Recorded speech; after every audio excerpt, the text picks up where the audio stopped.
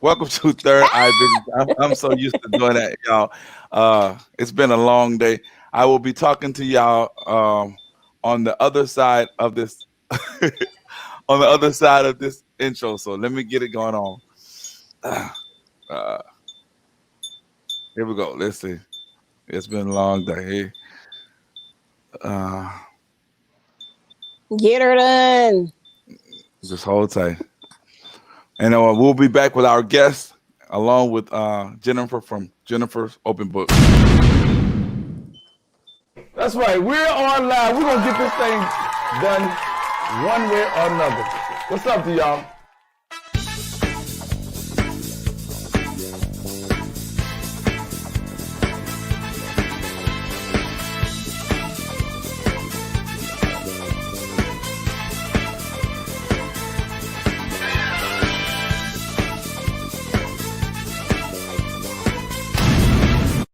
Welcome to Third Eye Visions, where we motivate the blind, stimulate your mind, and welcome all kind. Y'all, it's been a long day today. My name is Anthony Parker, and I have my sidekick, who's down for whatever, from Jennifer's Open Book. And if you hear some wind chimes in the background, it's because she's outside in the windy atmosphere. So anyway, we're gonna be talking about homeschooling, and this is part two of it. And I brought somebody along who's going to give us another side of homeschooling, and you're going to enjoy that. Her name is Miss Birdie. So before I get into that, the title, I am considering homeschooling after lockdown, and this is part two. Please make sure to subscribe, hit the notification bell, and definitely like, share, and comment. So without further ado, how you doing, first of all, Jennifer, before we bring our guest in? I'm fine. How are you? Oh, why do you do this to me? Anyway, I give her a pay. I give you a payback. But anyway, without no more delay, Jennifer, are you there? Okay. Anyway, we're gonna bring on our I'm guest. sorry. What happened? Her name is Miss Birdie, and she's gonna give us her I'm expertise sorry, you guys. My on. phone went out. She's gonna give you her expertise on homeschooling. So, without further delay, Miss Birdie, welcome to the show. Well, thank you. I'm glad to be here. Hi, Jennifer. Okay. Hi. Okay, cool. She's a little on a delay basis. Um, Jennifer, why don't you talk to our guest and get her acclimated to everything, and find out what she knows about this homeschooling deal, because it's a pretty big deal, and that's why I wanted to come and bring on her on part two. Um. First, Miss Birdie, you homeschool. You have three children. You said. Yeah, I do. Okay, Adult. so you homeschooled. You homeschooled all of. Okay, and they're all adults. So you homeschooled all of your children, and we were talking before we went on, and you said that you were not visually impaired when you homeschooled your children. Right. A lot of my questions are, I have a lot of questions about uh, how they deal with being homeschooled socially, because I've met a lot of homeschooled uh, people, Hmm. adults and children alike, and they are academically ready. And I think that's awesome, because you want your children to get the best education possible. But I also have an opinion about them socially, because they also need to be prepared for the world socially. So, did your boys have any problems like acclimating once they got out into the world and got away from home, being homeschooled? Okay. Well, first of all, well, only the two that I homeschool all the way through, who never went to public school or private school to be educated, they always thank me for homeschooling them. Okay, and the only problem that they had is when they went to college. Um, and in college today, you are not, it's not allowed to be a free thinker. You must think with the group. And that is very sad, but that's the way it is. I went to college, my husband went to college. And But when my two youngest went to college, it's all the assignments, almost all the assignments are assigned to a group, like a group of 5 or more. That's how you do your assignments.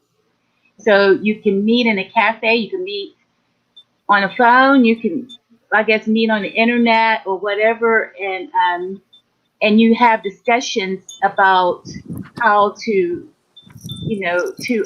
complete the project that your teacher gave you.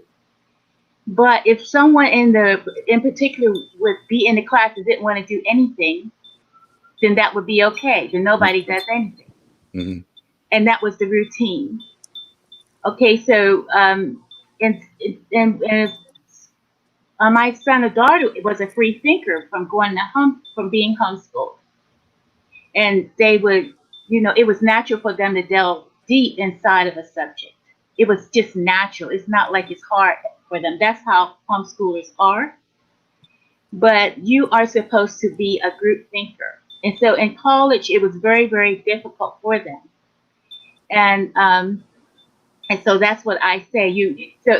I don't know how to tell somebody to prepare their children to think both ways, but in order to acclimate yourself to the way homeschoolers are and the way they turn out, most homeschoolers, not all, because some homeschoolers just like they're free for all. They're just allowed to do nothing ever, just whatever they feel like doing. And I don't see how that. Wasn't a homeschooler like that, but that free thought thinking is put aside. You're not allowed to do that. As a matter of fact, my children couldn't comprehend that, and so they would ask the instructor, and the instructor would come back to them and say, "No, if Johnny doesn't want to study, then nobody studies. If Johnny wants to drink beer, then everybody drinks beer, and you all get a grade A. But if you come in with a Wow. Mm-hmm. deep Einstein or Frederick Douglass approach to a subject and say, well, I know how I created this air machine to extract water from the air or whatever, that's not allowed. You can't do that. That is the homeschoolers experience when they go to college. Now, people who go to school are naturally like that, I think. So they had no problem with not thinking too deeply, and um, and so you can see the difference. So not every typical person could understand what I'm saying, because if that's normal for them, but not normal for a homeschooler who delves deep into subjects. They just have no. It's just a natural ability to do that because, and I tell you why it's a natural ability, because when you homeschool, you teach your children to think. Just like your daughter, I just saw her at a glance when I was watching the cookies you were making, and she seemed to be walking around helping with something.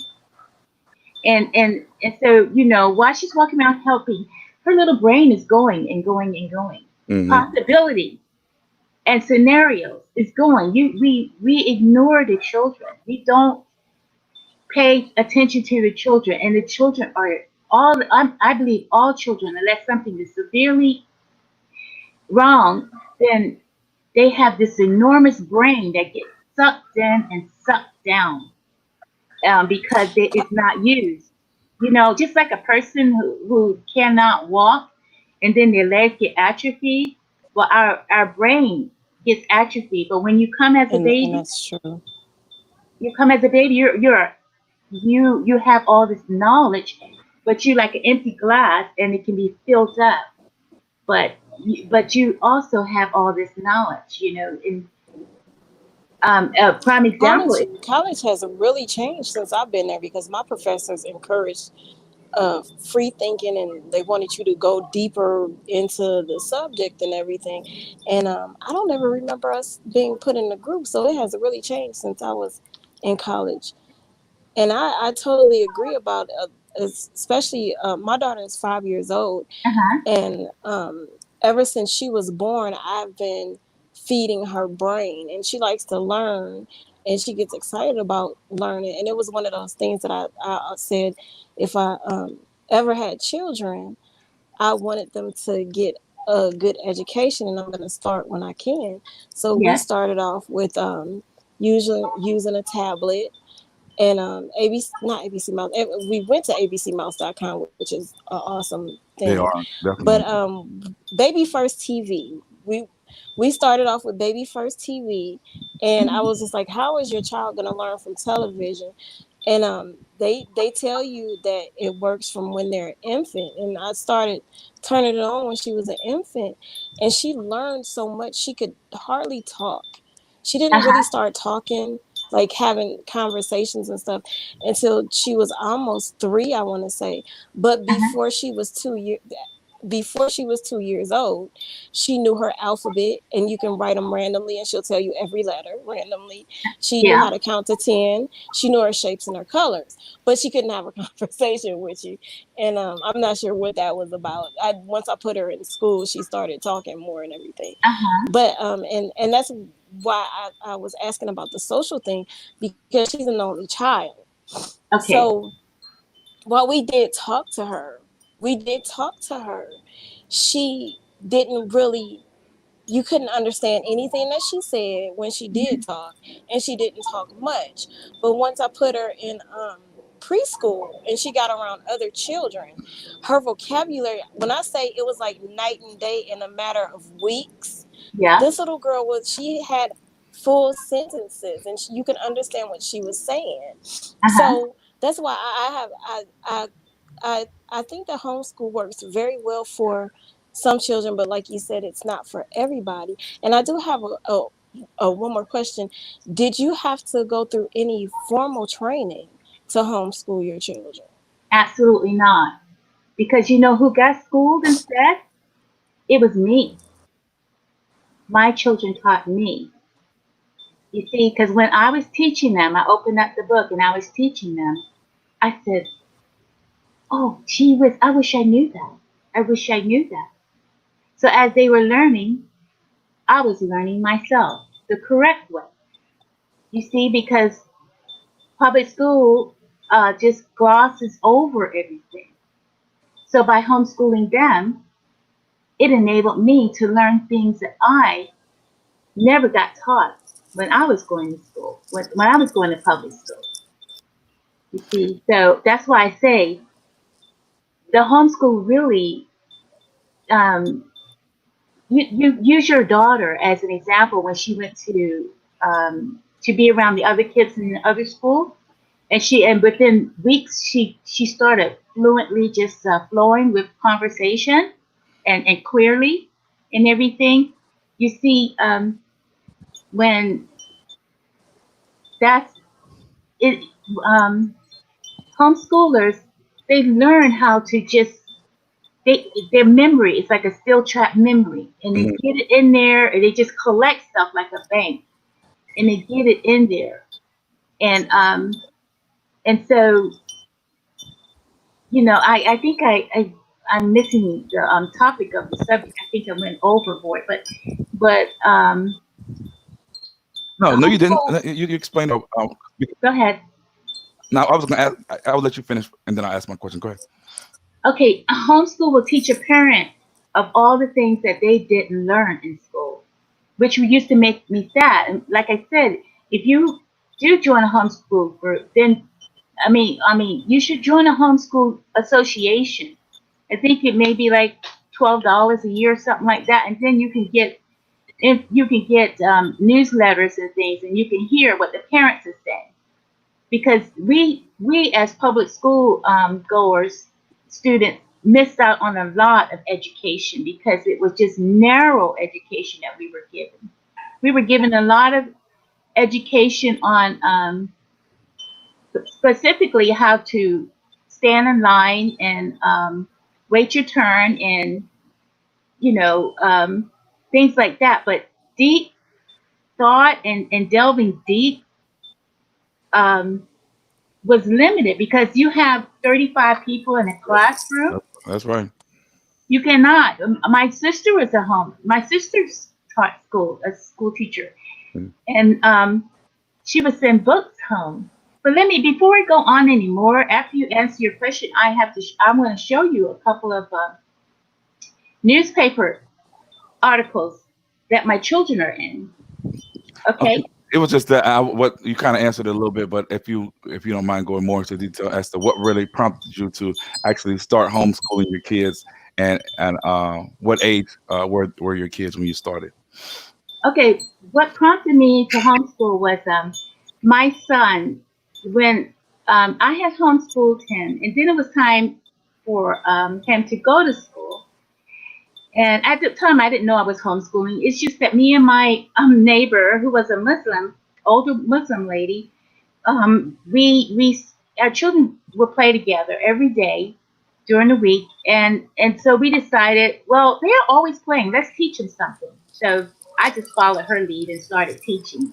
So we had classroom every day. So anyway, so um, my son, when he started going to school, my oldest one, he would get awards in awards. I had like a cumulum of awards.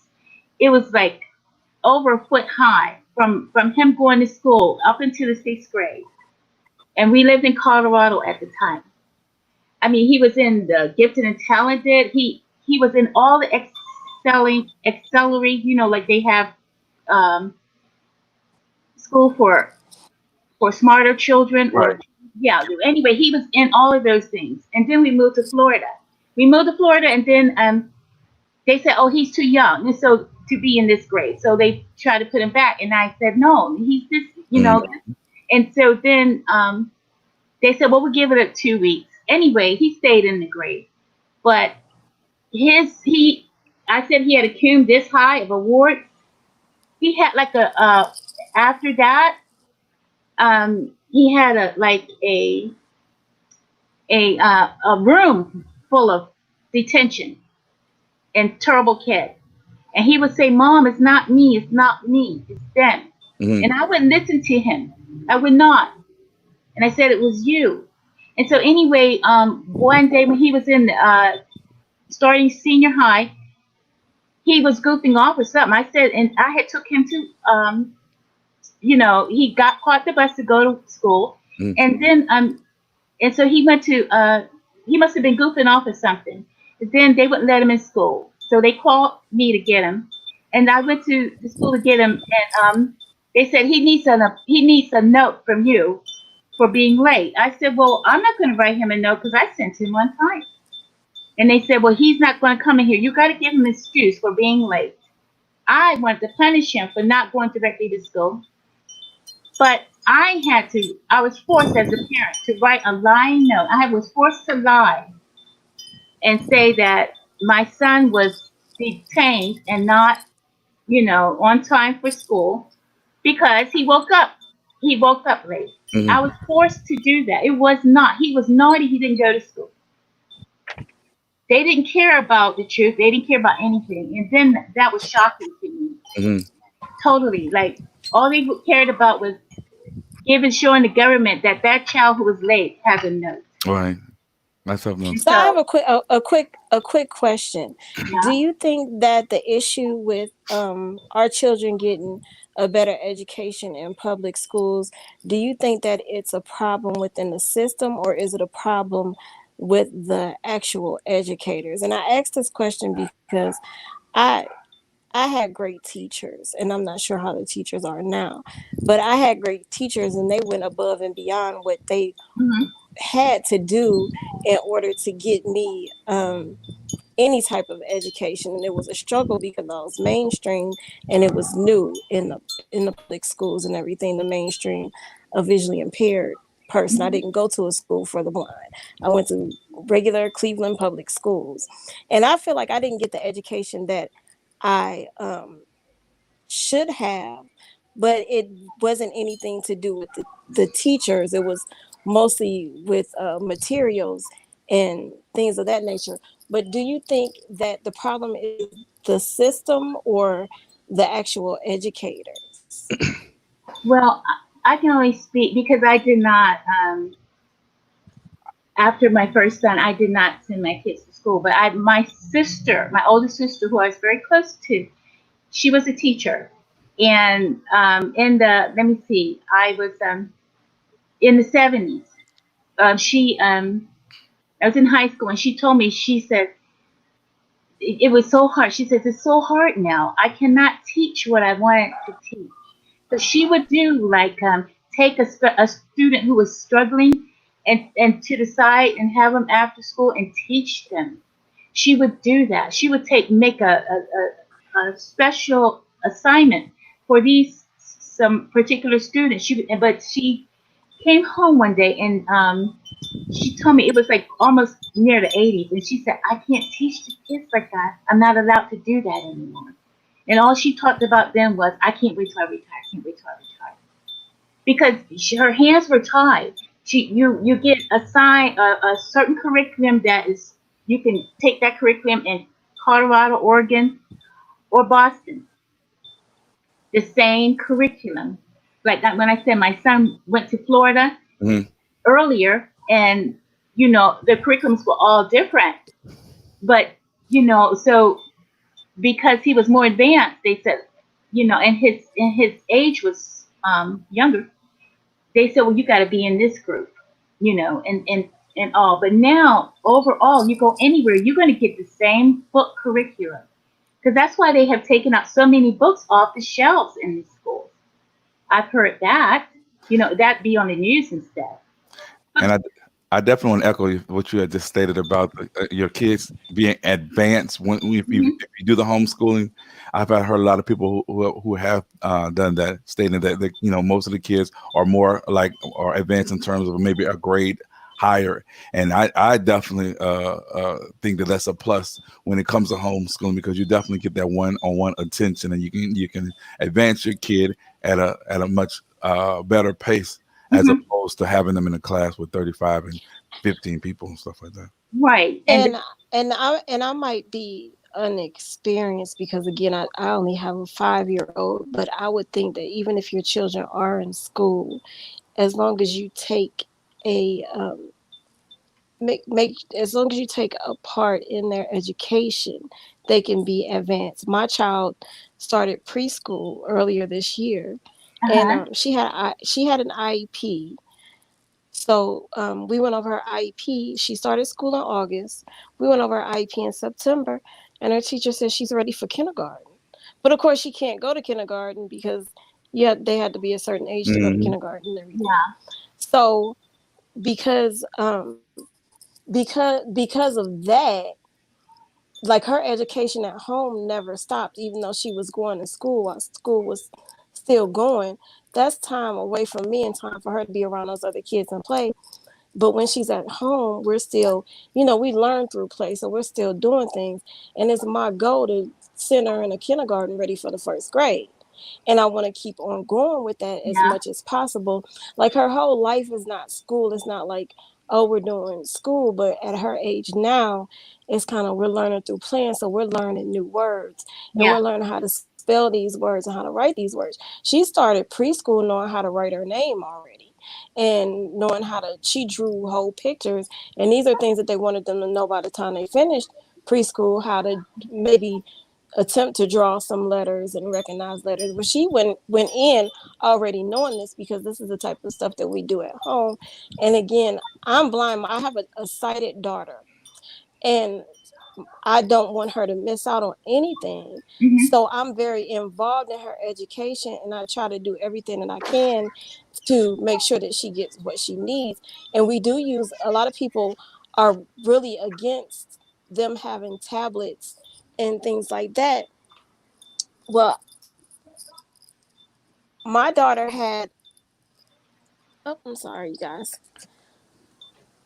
My daughter had a tablet my daughter had a tablet when she was a year old, and it's because I can't see how to teach her colors. So I had to download games and stuff for her to learn these type of things. I'll continue to do that because that's where she gets her education from. As she gets older, it'll advance even more on the tablet. It's not all fun and games. It's educational. Yeah. So and I make the effort to go and get to know the teachers.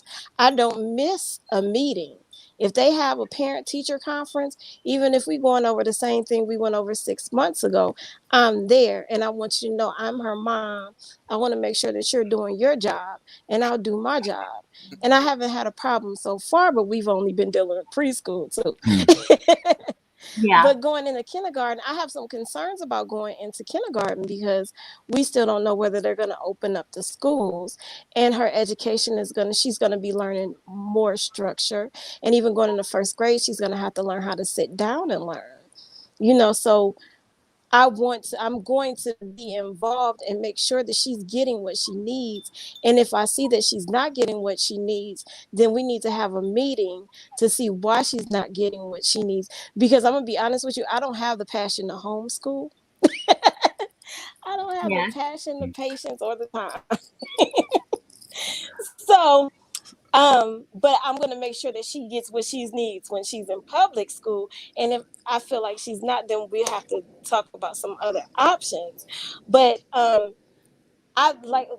love what you do, and I would strongly suggest that parents be, whether you're homeschooling or your child is in public school, you have to be involved in their education, and you need to know what they're learning, even if it's something that's over your head, like the new math.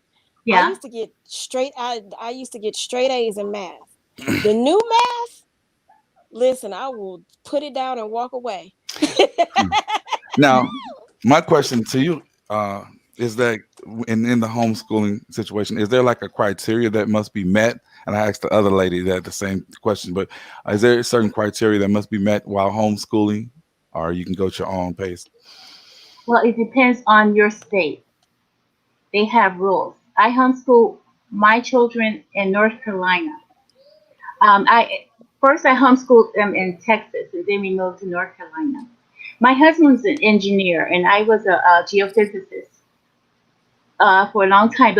And then I became a mom at home, and so then my husband moved a lot, his job, and so we was in North Carolina when at Texas at first, and it was illegal to homeschool. So I legally homeschooled my children in Texas, and I wouldn't let them out of the house until it was after school time and things like that. But before we go on, I have to, I know you can't see this, but maybe some of your audience Yeah, can. they can. I have some sighted people on here. Okay, I'm gonna show it first. Okay, these are my children. They were at they were rehearsing for a concert at the Morton Meyerson Symphony Center in Dallas, Texas. And this is a whole page article on them and a backside article. And it came out the same day that President Clinton was elected president. Okay. They was in the same newspaper. This 2-page article. But I'm going to read it. It says the Naturals, sibling prodigies, perform blues and the classics on guitar, violin, and piano. My children each play 15 instruments. They play 30 altogether. Mm-hmm. They each play 15 instruments. Now, right here, my daughter is, you can see it. She is, she's just 8 years old. Mm-hmm. And my son is 10. And when my son was age 9, he conducted the Dallas Symphony. Mm. He conducted the Dallas Symphony at age 9 with the assistance of the conductor, Andrew Litton. And when my daughter was 8 years old, she won the SMU Symphonic Music Award in classical violin at age 8. They have gone, now right here, I'm going to show you. This is right here is a CD that, and it says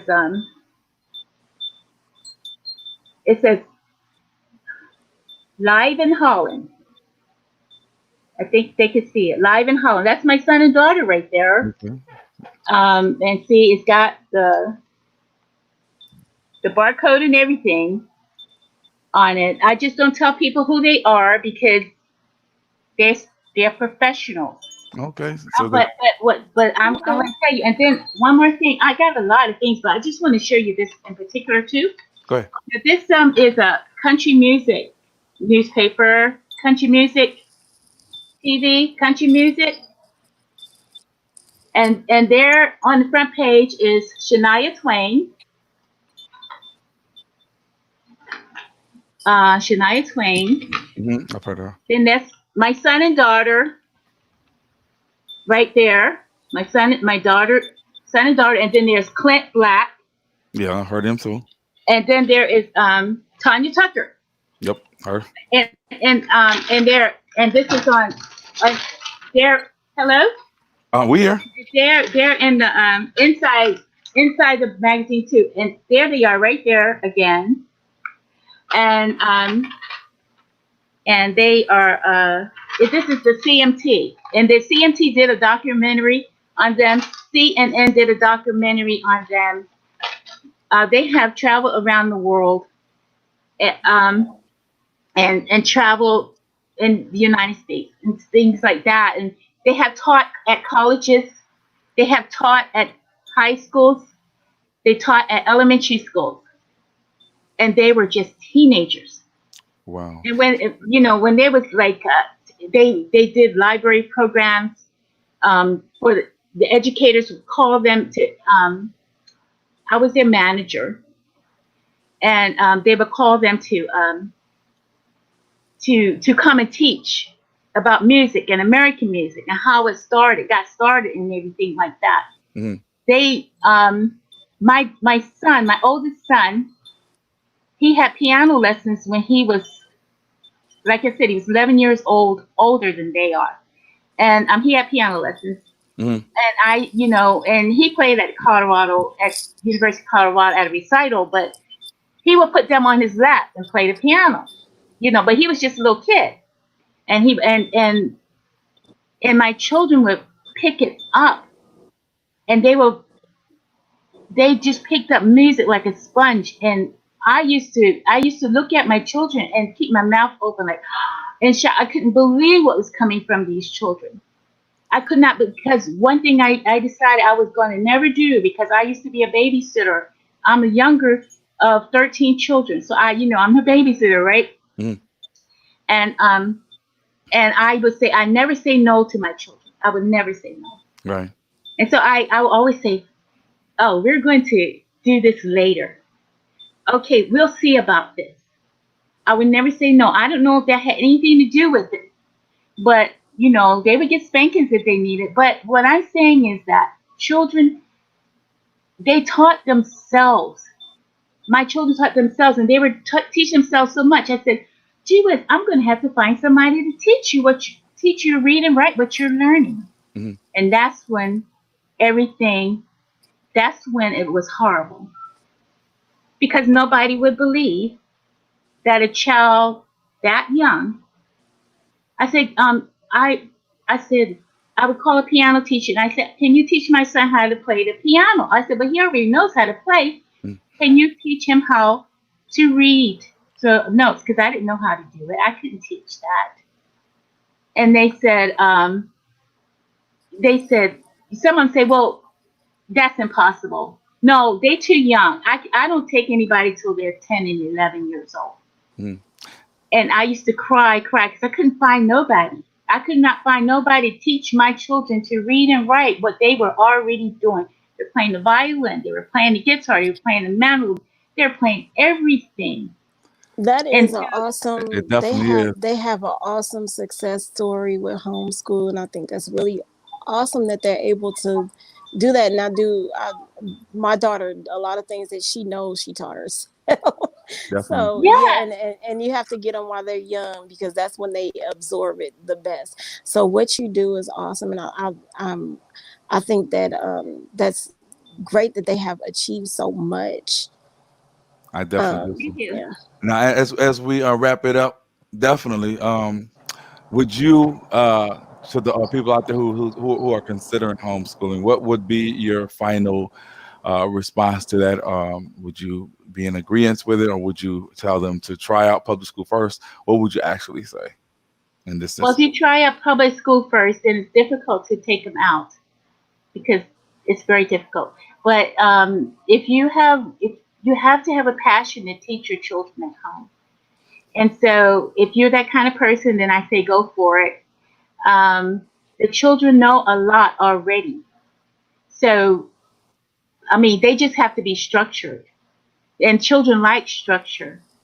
I mean, if you have your pet, the pet expect things at a certain time and everything like that. The children are similar, but they're more sophisticated than that. But they're similar. It's structure that they like, and the free for all. I mean, maybe there are some like that, but I don't agree with that. But you teach your child, and then as you're teaching your child, you get to know your child. You get to know Yep, what floats their boat. I And agree. that's what you need to, if you find whatever floats their boat, that's what you need to emphasize, along with making sure they know everything else. And can I just say one more thing You before sure we, can.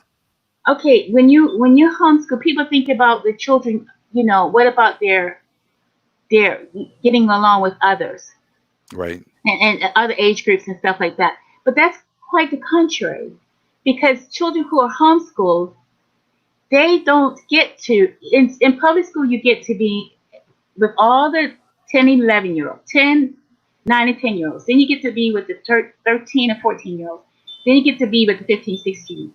You don't get at age 8 years old to be with somebody who's 21 or 15 or 72, but homeschoolers can do that, so they don't have any problem with relating to anybody in any age group, I'm you glad. see.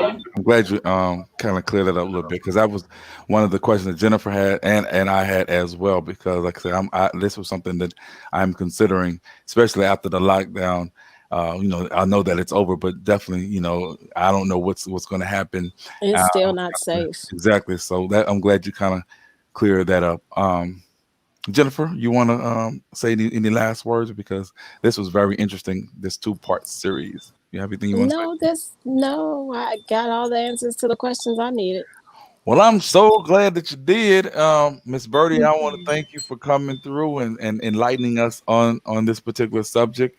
I want to thank Jennifer for being with me on part 1 and part 2 of this series with homeschooling. And if there are any other issues that you want to discuss and you want to come back and talk to me or either Jennifer on her channel, Jennifer's Open Book, you are welcome to do so. You have any final comments, Miss Birdie? I'm fine, and I appreciate being here. And it's good to meet you, Jennifer. You too. Take care of the little girl. Okay, well, let me end this. Hold on, y'all. So thanks for everyone for supporting Third Eye Visions. Again, where we motivate the blind, stimulate your mind, and welcome all kind. And if you too have any suggestions for any shows, hit us up. We will definitely respond. And I love each and every one of y'all, and I'm out. Okay, cool.